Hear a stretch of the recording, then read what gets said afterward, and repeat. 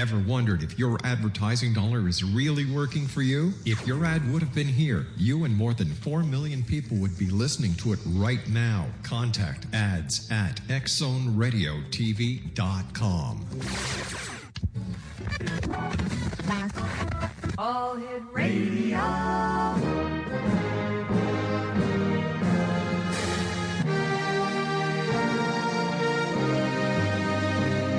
Welcome to the X Zone, a place where fact is fiction and fiction is reality. Now, here's your host, Rob McConnell.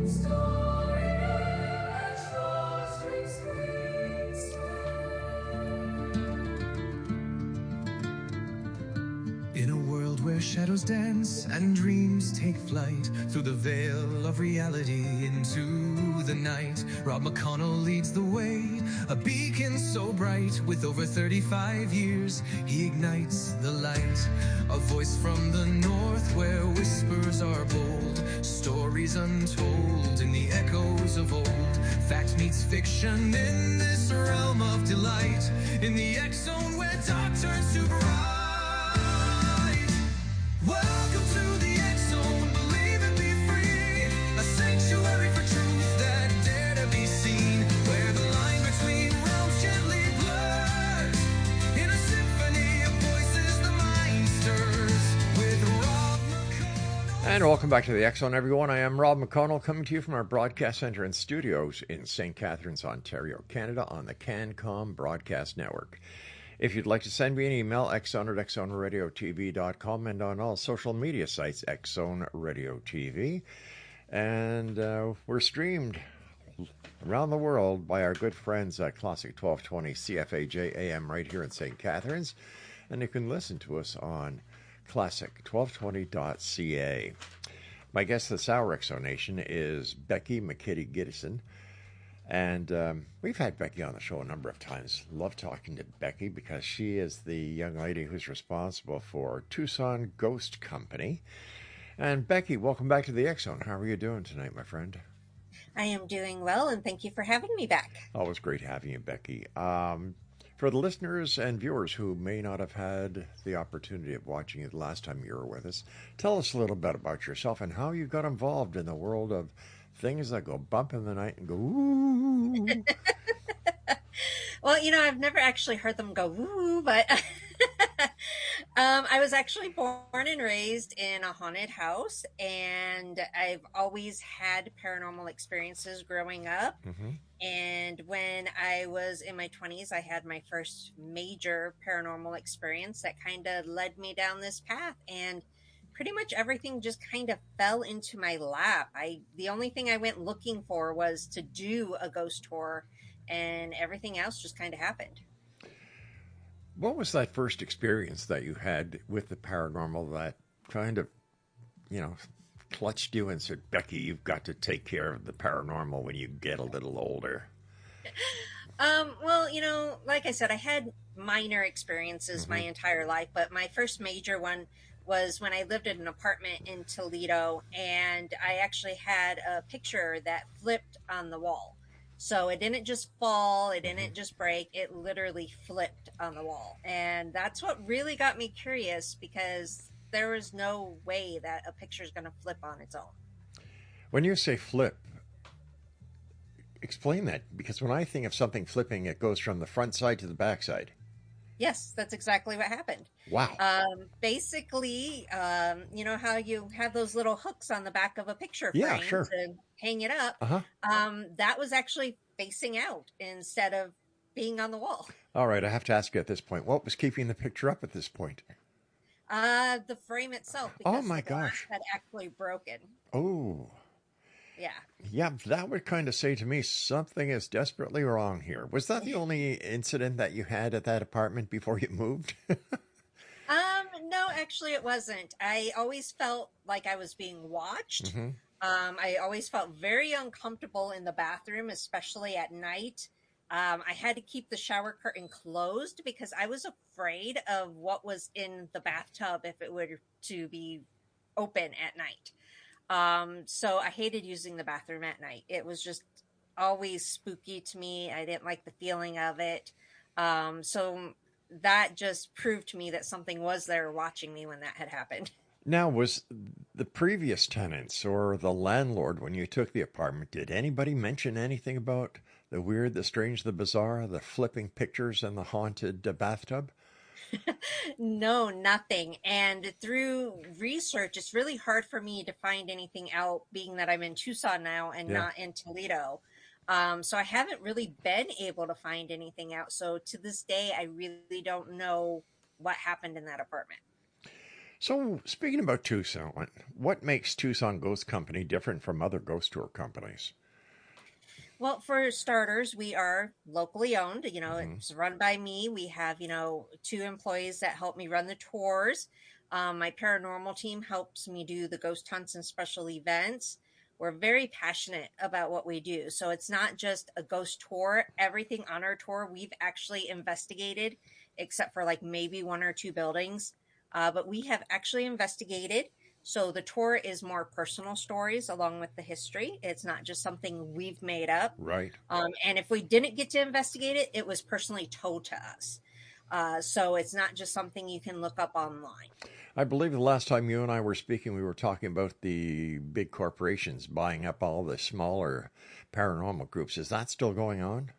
Yes, unfortunately. I have 2 competitors here in Tucson, and neither one of them are locally owned. Neither one of them, from my understanding, has gotten the stories or the history right. But I can't say that for sure because I haven't done their tour. I've just heard through rumors. Wow. Why Tucson? What makes Tucson such a hot spot for the paranormal, Becky? In all reality, with my historian Kira, she's done the research, and if I remember straight, Tucson's like the second oldest lived-in city within the U.S. Because of the fact that we were part of, Mexico, and we had that settlement here before the U.S. actually became, known. We actually date back way before Arizona became a state. We're only registered, as a state since like 1912, but we go way beyond that. So we've had a lot of history. We have, being a part of Mexico, Right. we've had the Indian tribes here, we have sacred Indian grounds here. So it's not just something that, they always say back east is so haunted because it was the first to be, settled on. And technically Tucson is one of the second, as I said, I believe it's the second oldest city in the U.S. So Tucson is truly the old West. Now, wasn't there a Yes. lot of mining done in the Tucson area? There's been some mining in the Tucson area, yes, but we're surrounded by mine, cities, like Tombstone, Bisbee, all that. But we do have some mines here in Tucson too, and I believe they're still active too. In your opinion, how does history influence the paranormal? History is very important when it comes to the paranormal. Like for example, JoJo's is one of the places that I do my ghost hunts at, and I've heard like a horse there before, and I didn't understand why I heard a horse. I figured it had to do, with the original Presidio there, etc. Well, when my historian actually did the research, she found out that it used to be stables at one point in time. So that tied in our experience. Also, knowing the history, you can learn more about who you could be possibly talking to and aim the questions more towards, that part of history. Like now, since we know that it used to be a stable, we can, ask, questions about stables to anyone that could be there that dealt with the stables. What are some of the most haunted places in Tucson that you and the members of your tours bring visitors who want to get a taste of the haunted Old West? Well, JoJo's is very popular one. That was part of the original Presidio wall in Tucson, so that dates back to like 1776. And then we have all of downtown. There's so many hauntings in the downtown area. I can't even begin to tell you all the hauntings. My tour only covers about half of them because if I were to cover all of them, my tour would go for like 3 hours. Wow. Yeah. Downtown Tucson is very popular. We used to have underground tunnels in Tucson, and some of those spirits are known to travel those underground tunnels still and pop up in different locations in downtown Tucson. Speaking about your tour, how long are your tours? Every tour I do is basically the history tour is 90 minutes, and my ghost hunts are about 60. We do try to keep the ghost tour to 90 minutes because after walking around downtown in heat after 90 minutes, people are usually done. Um, so we used to have a 2-hour tour, but we noticed that people would start to drop off before that 2 hours was up. So we did shorten it to the 90 minutes. Do you do just daylight tours or nighttime tours or both? We only do nighttime tours right now. Depending on how things change and if I can find the employees, I do have other ideas for tours. But right now we're just sticking with our original ghost tour. Are there particular times of the year and times of the day or the night that spirits are more active than other times? You know, we've done a lot of research on that, and we honestly cannot say for sure. It could be on anniversaries, things like that. But, you know, as far as like full moons, things like that, we haven't seen any differences. Do you think that the spirits in Tucson are tied to the geography, or are they tied to the buildings, or are they tied to emotional events? I think it's a little bit of everything. I think some of the spirits like to stay in areas they're familiar with. Some of them could, you know, sadly be trapped. I do believe that some of them can roam. We've had experiences to where we know that, you know, certain spirits will roam between different areas. But I think it's just something along the path of they're familiar with it and they're comfortable with it. How did you find the tour guides that work with you? And do they have the passion of history and the paranormal that you have? Yes, especially my ghost guide, Stephanie. Every time we open up an event, she wants to come and be a part of it. I think she would probably be a part of the team if she had the time. My other ghost host, Neil, he does show, you know, the passion for it too. But, you know, they love doing this. Neil's newer, so he's still learning and trying to get the hang of it. But yes, everyone who is involved with this company definitely has a passion for it. And we all want to do this. It's not anything that we're being forced to do. That's the best way to do anything in life, is the passion that gives you the drive to get up in the morning or get up in the evening and get out there and give it 150%. Yes. Becky, stand by. You and I have to take our first break. And X Zone Nation, if you'd like to find out more about Becky and the work that her tour company does and the paranormal investigations that she's done, www.TucsonGhostCompany.com. I'm Rob McConnell. This is the X Zone. Becky and I return on the other side of the short break. Don't go away.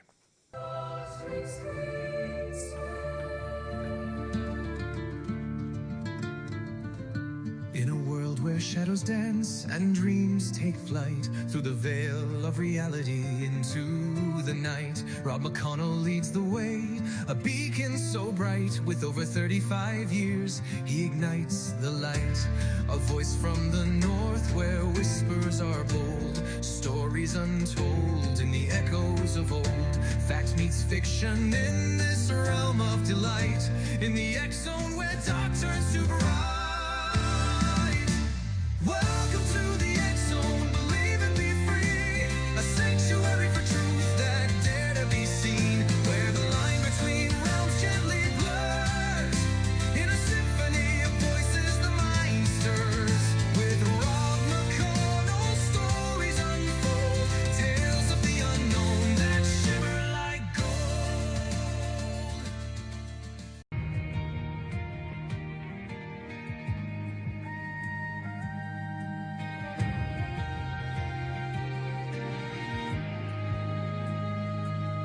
Sirens in the distance, flashing through the night, running into danger while others take flight. Boots on the pavement, heart steady and true, but there's something deeper guiding what he'll do.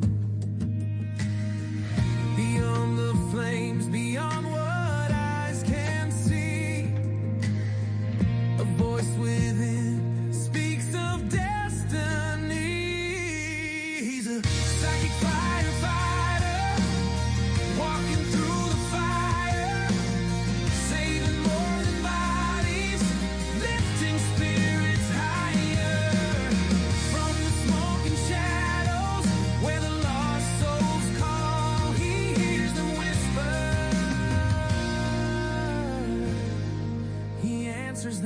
all.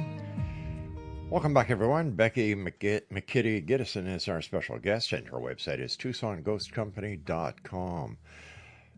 During your time as the lady in charge of Tucson Ghost Company and on the tours that you do, has there ever been one event in any of these tours that has just scared the bejesus out of you?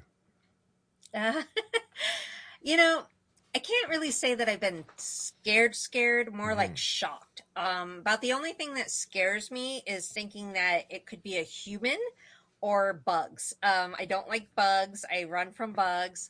And humans are definitely scarier than ghosts. So I'm more worried about things like that. Now, I have been in situations to where I have screamed and cursed because I wasn't expecting something. But then when I realized it was paranormal, I thought, oh, that was really cool. And I asked them to do it again. And did they? Unfortunately not. I think I offended them when I cursed. Ooh. So why do you think that these spirits hang around? Like, why don't they go to the light and enjoy the rest of eternity?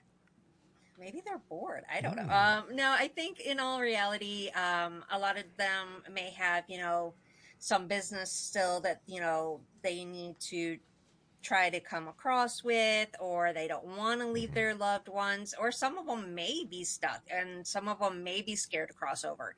I did have a case that one spirit was scared to cross over. Really? Why? Yes. Because they were Catholic family, from a Catholic family, and he had committed suicide. So Catholics believe if you commit suicide, you do not go to heaven. So he was afraid to cross over because he was afraid where he was going to go. In your tour, do you take people into any haunted graveyards? No. No. My tour is basically in downtown Tucson. And downtown Tucson used to have graveyards everywhere, but we built over them. So I guess technically we do, but not current. Who is the oldest spirit that your guests might run into on one of your tours? Probably from like the 1776, 78 time period of Goldblum. He was part of JoJo's. He was part of the Presidio. So they could possibly interact with him. Or one of the cowboys. I don't know exactly how far back the cowboys date to. I'm thinking 1800s. How many years have you been doing your tours? Since 2013. So for 13 years. There's a lucky number. What has been the strangest feedback that you've received from one of your many guests over the years? I sometimes get blamed for the spirits causing them issues. We've literally had one review that made a comment about how they enjoyed the tour, they enjoyed the history. Their only complaint was that their camera was acting up and they couldn't take pictures while on the tour, and they blamed the ghost for that. So you got blamed because of you're the lady who does the tour who was involved with the ghost. Maybe that was a ghost you cursed at in a previous tour. Who knows? But I have gotten that blame. So I always thought that was kind of funny when people blame me for malfunctions of things. Yeah. Now, the spirits or ghosts that you encounter in Tucson, do they communicate with you, or are the apparitions that appear and seem to have no intelligence? Yeah, I guess that would be the word, intelligence of the spirit itself. Yeah. Most of the spirits I do interact with are intelligent, so they do know that I am there and they do interact. There have been things that have happened. I had the little girl try to play hide and seek with me at JoJo's. I've been pinched. I've had my hair played with. So they do tend to like to interact. No. I'm talking about the ghosts, not the guys on the tour. No, I'm talking about okay. Although I did blame my husband for the pinching, but it wasn't him. So that's it. You can't explain it. Blame the husband. That seems to be a universal trait. It must. How do people react the first time that they come to a tour and they can figure, I really don't believe that I want to. It seems like a lot of fun. And they go on the tour and they actually have an experience. How do they react? I mean, besides yelling and cursing at them. Yeah. Well, what's really cool now is we actually use paranormal equipment on our ghost tour. We didn't used to. This is something that we just started doing within probably about a year. Mm-hmm. So there's certain sections of the tour, like at JoJo's, that we bring out the equipment. So they do have that chance to try to interact with them. And sometimes people can get freaked out by it. And they're like, okay, I don't want to use the equipment anymore. Now, are the spirits that you deal with in Tucson friendly spirits, or do you ever have any of the negative spirits that seem to be coming around more frequently now than before? I've never ran into anything really, really bad. Grumpy, yes, but not anything, beyond that. It's just like kind of think grumpy old men that, yell at you to stay off their lawn type Now, thing. watch That's what you say now about grumpy old men. I'm not calling you that. I've got a young grandson that calls me that, so little bugger. No, yeah, it must give you a feeling of satisfaction knowing that you're bringing history back to life that has been so far in the past and many times forgotten. And I always appreciate tours that like yours that actually are educational as well as entertaining. And I think that's the way it should be. How many locations do you visit on your tour, on your downtown tour? Let's see. There's JoJo's. I would say probably about 7 to 8. We used to have a lot more, like I said, but we had to cut it down. I could add so many more. There's probably about 8 locations we don't visit. Mm-hmm. But it's, downtown is kind of a spread out type thing. But the locations we do visit, include JoJo's, Fox Theater, the Pioneer, the Hotel Congress, Rialto, the train station, and Toole Avenue, to name just a few. There's a couple others in there too. How do you ensure that the experience that people who take your tours are both authentic and respectful? Well, basically we do have a waiver that we have people sign before the tour, and we basically do tell them we need you to be respectful not only to the spirits but to other guests. Right. It's very rare that people aren't. I think there's only been like once or twice that we've had to pull people off to the side and tell them that they were being disrespectful, and they ended up leaving. But I think for the most part, a lot of people do respect this. When you're paying to take the tour, they want to make the most of the experience, and they respect that we're respectful, and so they give the respect in return. So when people go on these tours with you and you bring out the paranormal equipment, what equipment do you use and let them use to try and be more part of the paranormal world than they already are as tour people? We use 5 different pieces of equipment, and we make everyone take turns. So what we use is a compass, because compasses are known to act up, around that magnetic field. And then we have a K2, and we have a ghost meter and another like a cell sensor. Now, the ghost meter, cell sensor, and K2 are all EMF detectors, so they will all go off in whatever way that they go off. Like the K2 goes up to red, and the ghost meter flashes when that EMF field changes, and ghosts are known to change that EMF field. We also use dowsing rods. Dowsing rods seems to be a favorite for a lot of people. I personally don't like dowsing rods, but a lot of people do tend to love to use them because they're easier to use, and if they cross or do other things, that shows the spirits interacting with you. You yourself, do you rely more on technology or intuition when dealing with these spirits? A little bit of both. I am the one that I can sense things, so I rely on my senses to lead me on where I need to be. And then I basically rely not on really equipment, but the evidence I gather through my recordings, through my EVPs. I still can't figure out how EVPs work. Neither do I. That boggles the imagination. I was speaking to an audio engineer last night, and we were talking about EVPs and whether it's analog, which is the tape, or digital. Just can't figure it out. Yeah, it's definitely something, and I've tried to study it, but the more I'm studying it, the more lost I'm getting with scientific terms. Do you think that technology is keeping up with the advent of the paranormal investigators, or should there be more attention and more time spent on the development of new tools? When it comes to tools with the paranormal field, I really have mixed feelings because everything you use has an upside and a downside.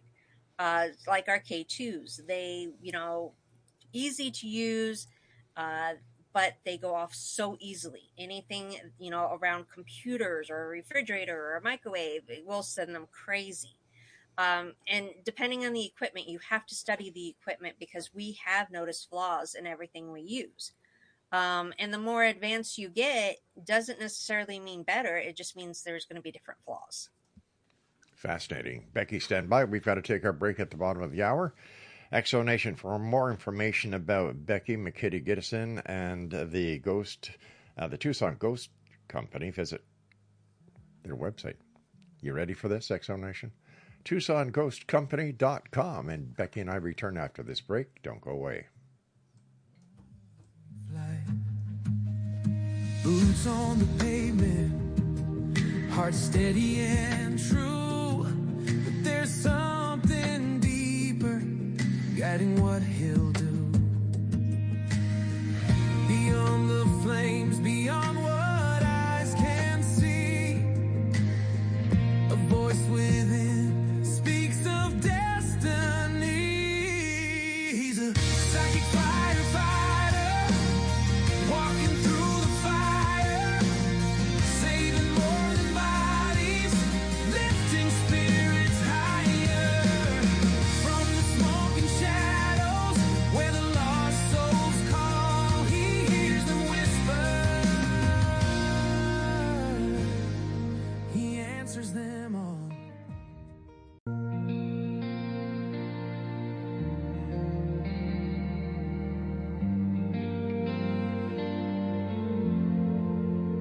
When the night feels heavy and the answers won't come, when your heart's out searching but you're feeling undone, there's a voice in the silence calling out your name, reading stars in the heavens, lighting up your flame.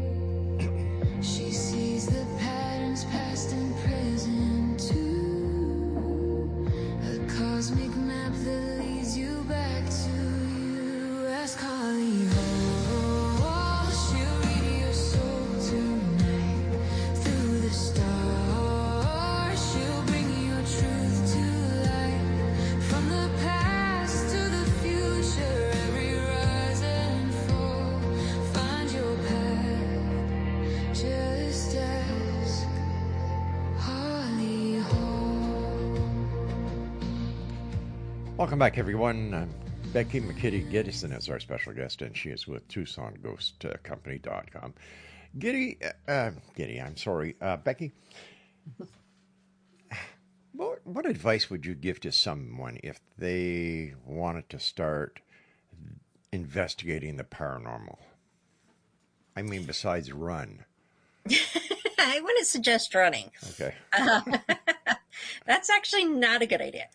I would actually suggest being able to research the history, to be able to be patient, especially because you're going to spend hours among hours with the research, and then you're going to go to the location and you're going to sit hours and hours in the dark with possibly nothing happening. And then to actually be a skeptic, because if you're going to go into a location and you're not going to be willing to debunk, uh, you're going to find everything to be paranormal, and you're going to have a lot of false results. Are there courses a person can take? Not that I'm aware of. I've heard that, some colleges, offer certain paranormal classes. I've heard that, sometimes you can find things online. But as far as, like a true paranormal certificate type thing, I really don't think that exists, because it's still something that we can't prove that truly exists 100% without a doubt. Unlike Santa Claus, the Easter Bunny, and Yeah, of the Tooth course. Fairy, and the rest of them. How do you and your team go out and conduct an investigation? Let's say someone was to call you up. They're having strange occurrences at their residence. How would you and your team approach the case?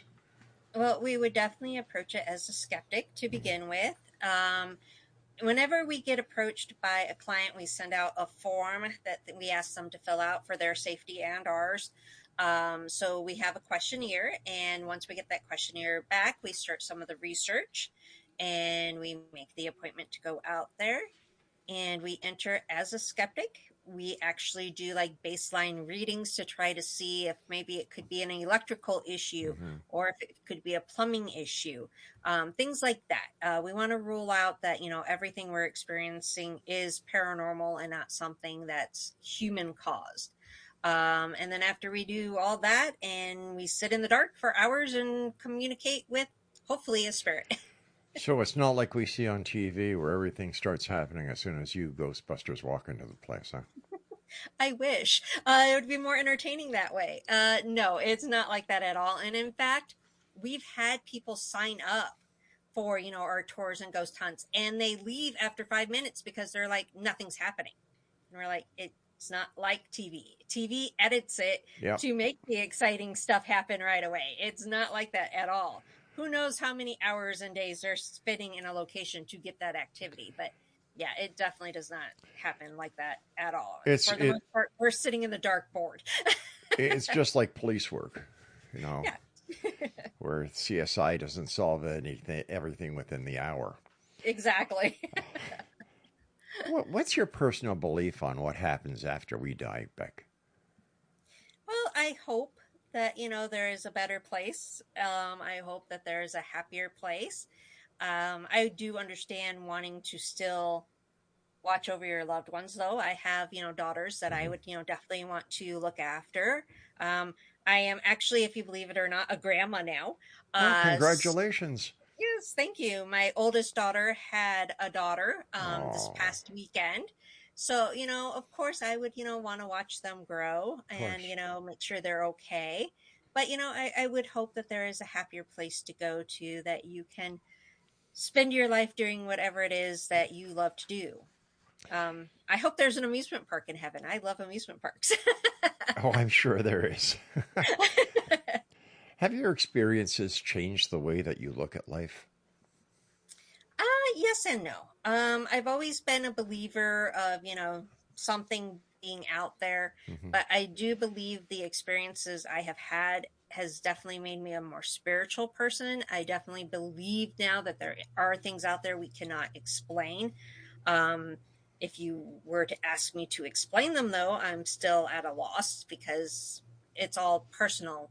And I am not here to say what's right and what's wrong. I just know that there is something more out there. And with my experiences, that has proved it. Do you think we'll ever understand what the paranormal is all about? No. I don't think we're meant to. I don't think we're meant to know more than, certain things outside of our realm. And even if we did, I think it might drive some people crazy.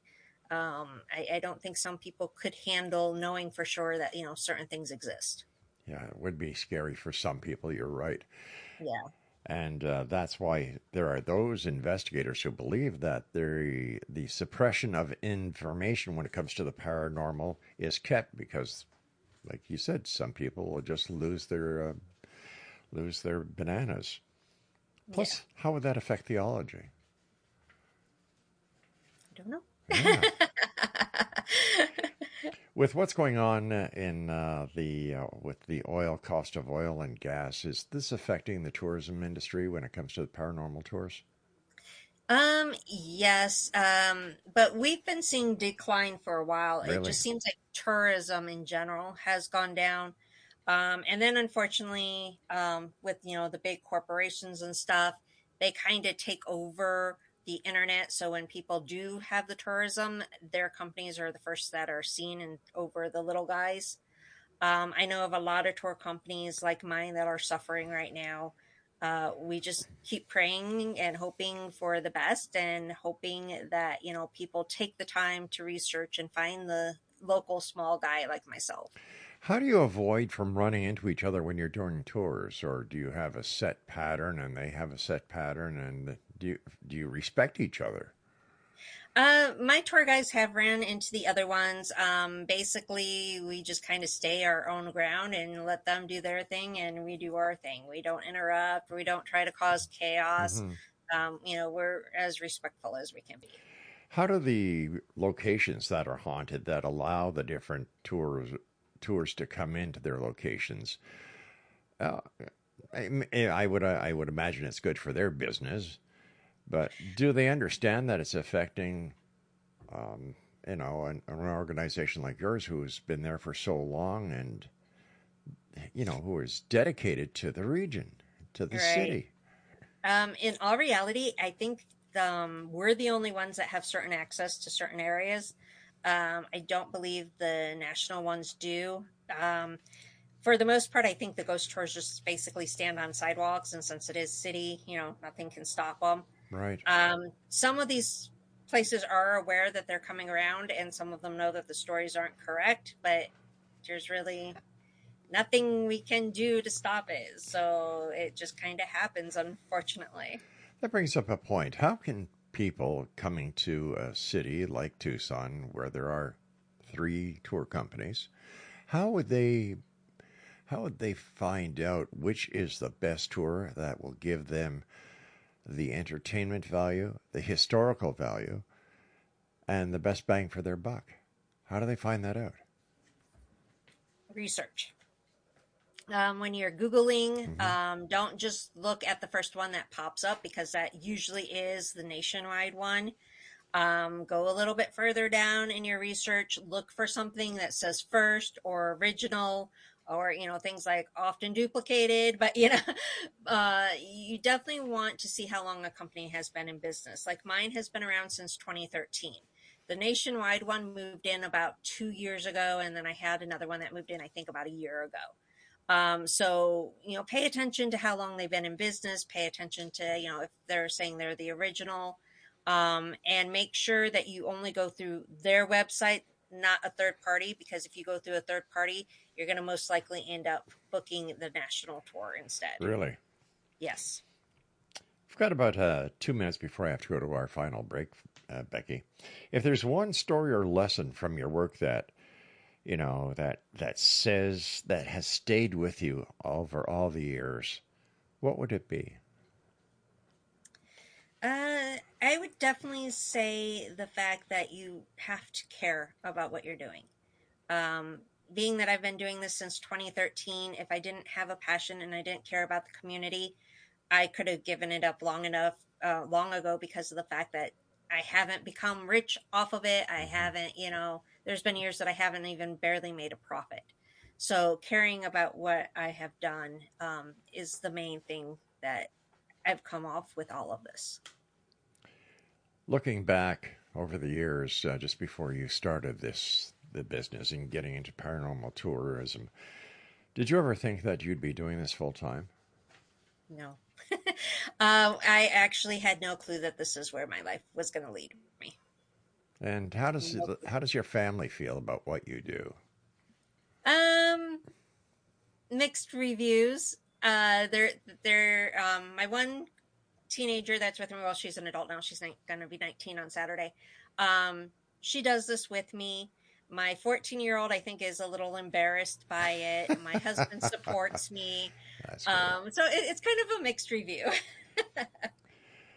Good times in Tucson, Exonation. If you get to Tucson, please look up Becky at the Tucson Ghost Company, TucsonGhostCompany.com.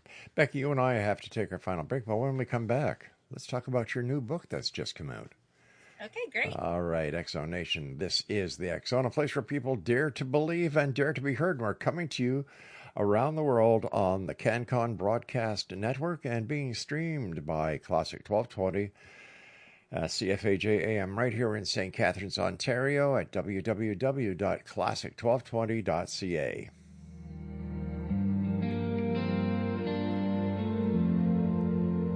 When the night feels heavy and the answers won't come, when your heart's out searching but you're feeling undone, there's a voice in the silence calling out your name, reading stars in the heavens, lighting up your flame. She sees the patterns past and present too, a cosmic map that leads you back to you. Ask Holly Hall, she'll read your soul tonight. Through the stars, she'll bring your truth to light. From the past to the future, every rise and fall, find your path. Just ask Holly Hall. Planets align and your purpose appears.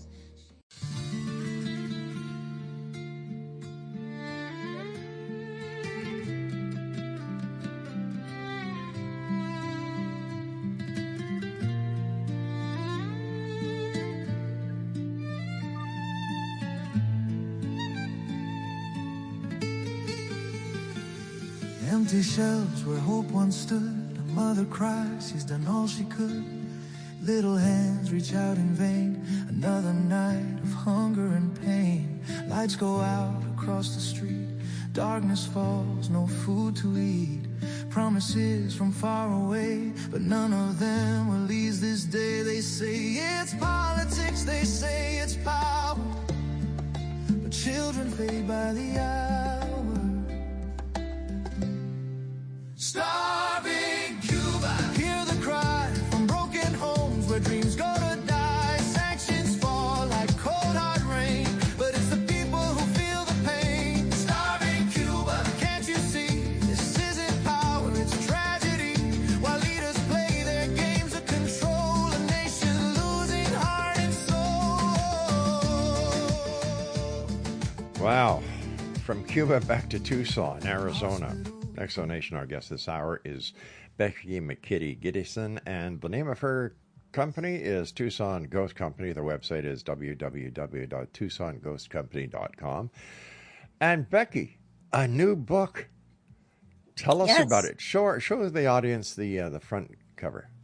Wow. That is actually my old house that I grew up in Uh-huh. Toledo. It's called I'm Paranormal, and the I'm Paranormal part actually comes from my paranormal team. That's our logo. It's exciting, and I was very nervous to actually do it. It's been in the works for years and years and years. And finally, because of the fact that I started getting back into it about roughly a year and a half, 2 years ago, and I've been sitting on it, and my husband finally said, just publish it already. Excellent. Yes. I was noticing that you have an alien. Yes. Yeah. As the O is the Yeah. alien. So do And the you? ghost as the A. Yeah. Do you also investigate the aliens, UFOs, and? Unfortunately not, but I have had personal experiences. Oh, share, do tell, little lady, do tell. Yeah, when I was younger living in Toledo, I actually could have sworn I saw a UFO, and I did lose time. And Wow. they say that that's what happens. All I remember is seeing it, and then the next thing I remember was being inside. I don't remember anything in between. And then as an adult, I remember laying in bed one night and feeling like something was like pulling at me, and I saw like this bright light. And I've also seen weird things, like we are famous for UFOs out here in Arizona. And I've seen like the formations of the UFOs that they have talked about in the papers and stuff that they can't explain. My goodness. Yeah. Wow. There's another side for your tours, UFO tours. When I was a little kid, I was abducted by a UFO. Yeah. That would be cool. It would be. I always tease that they can always take me now. I'm like, go ahead. I know that feeling. I know that feeling. Calgon, take me away. Yep. And you say after a while, oh, crap, I'm still here. Oh, well, may as well get back to work. So tell us more about your book. I'm really happy for you because, you know, a lot of people get the idea to do a book, but so few do. And here you've taken it from point A to point Z, and here you've got the finished product right in your hand. How does that make you feel? You know, very nervous, to be honest with you. Why? You know, I'm one of those people that I do want perfection. And I think that's why I put it off and put it off and put it off. And as everyone kept telling me, nothing's perfect. Nothing is ever going to, you know, meet my level of, I guess, perfection. I'm worried about people reading it and not liking it. I'm just one of those people that I'm very nervous about something that I wrote, something that is kind of like my baby, being in the hands of other people and them judging on it, I guess. Well, let's use that analogy of your baby. Parents work very hard to bring their children up the best they can be so that when they're out in public, they personify the way that parents have brought up the child, now an adult, so that they are proud of them, right? Yes. You're just doing the same thing with a book, Beck. I know. And I am proud and I am excited about it at the same time. It's a little bit of everything. The nerves, you know, the happy that I have accomplished it. My husband's was like the biggest support on telling me just do it. That's great. Yeah. And then of course, you know, my one daughter, Aubrey, the one that's turning 19, she's, you know, all excited whenever, you know, she found, you know, it's on Barnes and Noble, it's on Amazon, and she's all, yay, it's on these sites. And she even went and researched a couple things and she's all, look, Mom, here it is. Wow. So she's excited about it. Like I said, my 14-year-old, I don't know how she feels. She's a 14-year-old, you know, she's in high school. You never know how they feel. Tell me about it. I remember those days. What kind of story? How many stories do you have in your book? Quite a few, actually. It has the history. It starts with how it all came to be. Mm-hmm. So it starts with my time in Ohio. It starts with how I got the company, my podcast, everything that I do, how my team was formed. And then it goes into like my first investigations, my personal experiences. My historian, Kira, she wrote the history part of it. So she, you know, got in there and put in, you know, little pieces of history for me. And then my co-lead investigator, who's been with me since day one, Mayela, she went in and she edited the book to make sure it looked okay. So if there's any mistakes, you can blame her. I see. And then they both also added in certain areas, you know, their personal experiences with things like Colossal Cave's one of the stories, and Kira added her experiences with Colossal Cave. May and I, we did a Eureka, Nevada trip. So she added some of her personal experiences from Eureka. So I have stories not only from Tucson, but from Nevada, California, Ohio, basically anywhere that I have done paranormal investigations, even New Mexico. I stayed at the St. James Hotel one time, and so that's written in there too. Fascinating. You do love what you do. Yes. Everywhere I go, I try to have a haunted experience. I try to do something paranormal. Do you go on other tours when you're out and about in other cities? Yes, I try to. As long as I have the time, I definitely do that. I've dragged my kids along with me, and they're so thrilled. No, sweetheart, the handcuffs aren't for daddy. They're for you. Yeah, we did one in San Diego one time to where it was part tour and part investigation. And they were just like, I'm forcing them to take pictures, and they're just kind of like standing there, and you could see how thrilled they were. If ever you get back to San Diego, get a hold of Nicole Strickland. She does. I actually have talked to her and worked with her before. She's a great lady. We Yes, had her on I'm last. in We her had her one on book. last night. Yeah. Yeah, I'm in her one book, The Women on the Fringe. I think that's what it's called. I participated in that book with her. Yeah, Women on the Fringe. My wife tells me I put her on the fringe. What would you like to say to people listening tonight who are on the fence when it comes to believing or being skeptical? You see, people say, Rob, why do you do your show? You sound like a skeptic. Well, no, I'm not a skeptic. I want to believe. I want to believe. But I want to see the evidence. You know, that's what happens when you're an ex-cop. You deal in a world of evidence, physical evidence. And that works to my advantage, and then it doesn't work to my advantage. But I really want to believe, Becky. I've gone on so many ghost tours, and I haven't seen or felt anything. Not even a lady pinching me. Nothing. People say, And you're just wanting that, huh? Yeah.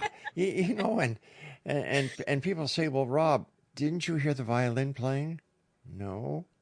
Didn't you see the little girl at the end of the tunnel? No. And, you know, if there's 15 people in the tour, they'll say, well, we did. I didn't. So how do you deal with that kind of person? Like, how do you deal with me, you know? You know, unfortunately, people like you do exist in this world to where no matter how much they may want it or no matter how open they may be to it, they are closed off to it. I've known of people who are closed off to it no matter what. They can go into some of the most haunted locations to where things happen all the time and they will never have an experience. As to why that happens, it could be something psychological. You could be closing yourself off to it without knowing it. I've been told myself that I close myself off to being like a medium. Because I do apparently have those abilities. I have dealt with it in the past. I have seen things, felt things that other people have not, but I do close myself off to certain points. But I allow it to certain points. So there could be reasons why people don't do that. Even if they may be wanting it, it could be something psychological that is keeping them from having it. I still would love to see, for example, with Bigfoot, I'd love to be driving on a highway and seeing a Bigfoot, you know, strapped over somebody's car, like you see reindeer or, you know. But you don't see that. And with today's technology, every cell phone has a high-definition camera in it. And statistically, the number of photographs of Bigfoot, UFOs, and unknown phenomena have decreased drastically ever since high-definition cameras have gone into cell phones. Why? Yeah. I think, some of it's just not meant to be proven. And even if someone had the most solid evidence, you're still going to get your skeptic that is going to tear it apart, no matter what you come up with. And, there's nothing you can do. But also, this is something else. When people talk about Bigfoot and UFOs and the paranormal, if you think about it, it kind of all is related. And I don't know why people separate them and, people from each field don't want to work with one another. Oh, there's another show right in itself, Becky. Yeah. You know? And, I've heard theories about, well, what if Bigfoot is an alien? What if he's, in a different dimension and it just crosses over? So, it could all be related for all we know. And if we were to all work together and study it together instead of separating everything, we might come up with some more answers. Who knows? Bingo. A good friend of mine, Larry Lawson, who's in charge of he founded the Florida Bureau of Paranormal Investigation. He's a former detective in Fellsmere, Florida. He's tried so hard to bring unity to the different paranormal groups. They're not interested. Everybody wants to have that smoking gun so they can get that $1 billion TV deal, which, take it from me, doesn't exist. Becky, I want to thank you so much for coming on the show. It's always great seeing you. Please give my best to your family. Happy birthday to your daughter on Saturday. And I look forward to the next time you and I meet back here in the X Zone. Until then, my friend, take care. Thank you so much. Have a wonderful night. You too, my dear friend. And X Zone Nation, if you'd like more information about Becky and the great work that she does, if you're in Tucson and want to take a tour, visit www.TucsonGhostCompany.com. I'll be back on the other side of this break. Don't go away. Can't you see this isn't how it's